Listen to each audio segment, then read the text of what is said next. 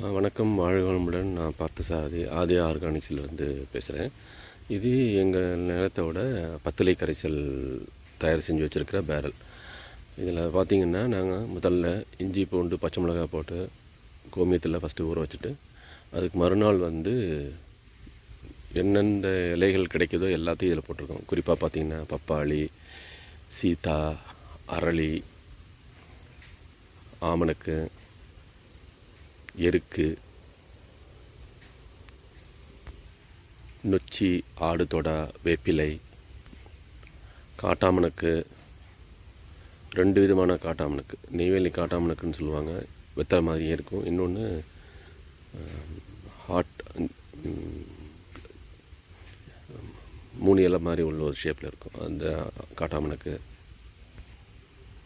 ஊமத்தை, இது எல்லாத்தையும் போட்டு தண்ணியை பிடிச்சி 10 லிட்டரு கோமியத்தை ஊற்றி நல்ல ஃபெர்மெண்ட் ஆனதுக்கு பிறகு ஒரு 3 வீக்ஸ் கழித்து இது பயன்பாட்டில் எடுத்துக்க ஆரம்பித்தோம். ஸ்ப்ரே பண்ணாலும் சரி, இல்லை சொட்டு நீரில் கொடுக்குறதா இருந்தாலும் சரி, ரெண்டுக்குமே இதை நாங்கள் பயன்படுத்திக்குவோம்.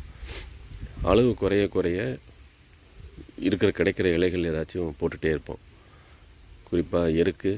இப்போ சமீபத்தில் எங்கள் நிலத்தில் இது இருக்குது, சித்திரத்தை செடி நிறைய இருக்குது. அந்த சித்திரத்தை, வேப்பிலை, இது எல்லாத்தையுமே கட் பண்ணி இதில் போட்டுட்ருக்கோம்.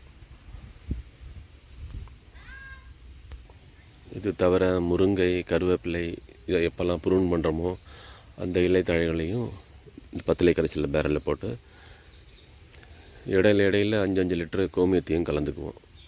ரொம்பவும் பயன்பாட்டில் இருக்கும். ஆரம்பத்தில் தான் ஃபஸ்ட்டு டைம் செய்யும்போது தான் உங்களுக்கு சிரமமாக தெரியும்.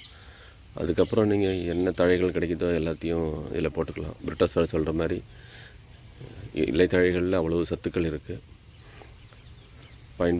பயன்படுத்தி பாருங்கள், நிச்சயமாக உங்களுக்கு நல்ல பலன் கிடைக்கும்.